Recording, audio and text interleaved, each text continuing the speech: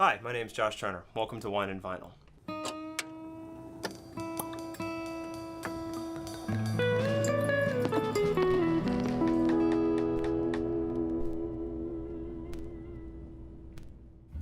On today's episode, we're going to be taking a look at one of my favorite jazz albums of all time, and probably one of the most definitive, just classic, awesome jazz albums, Getz, Gilberto.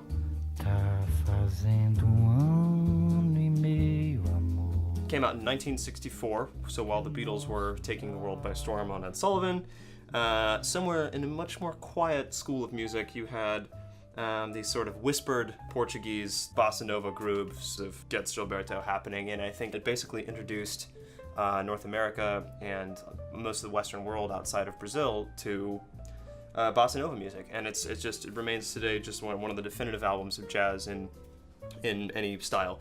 You've probably heard many of the tracks off of it, even if you were not aware. It was the album that gave us The Girl from Ipanema. Obviously, it's been recorded a gajillion times.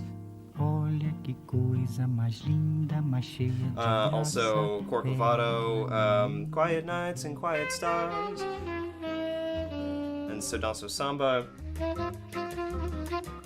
So then the question is, what do you drink when you're listening to it? Well, that's precisely the question that I'm here to answer today, and the answer is true champagne. What else could possibly be as perfect for an album as classy and as smooth and as just light and effervescent, just so good? The one that I'm working on today is Perret et Fils Brut Reserve Non-Vintage Champagne. Yeah, I'm fancy, but I'm not that fancy. I'm still drinking it out of a regular wine glass because I don't have any flutes. I only have guitars. It has a lot of the classic characteristics that you expect from a really well-made young champagne. It's got notes of white fruit, some apple, kind of a breadiness in the middle of the palate.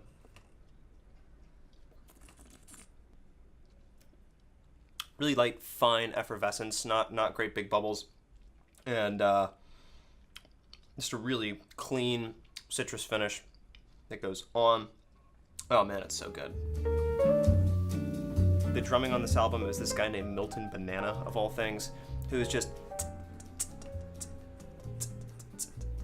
I mean, he's barely touching the hi-hat on his drum kit, and it's just like the effervescence on this champagne, just really fine bubbles, just floating right along the top. Not dominating it, just holding it up, just making it what it needs to be. Meu sabia. So one of the things that I really love about bossa nova music is the way that bossa players write their chord progressions, because they're really complex, and they're these really what could potentially sound like out there wacky jazz chord progressions, but in context they're just so smooth. God damn, that's good.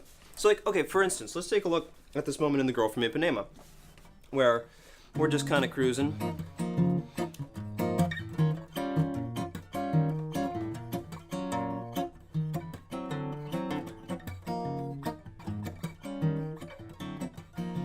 You know, that kind of loops back on that, which is like a, not that crazy chord progression.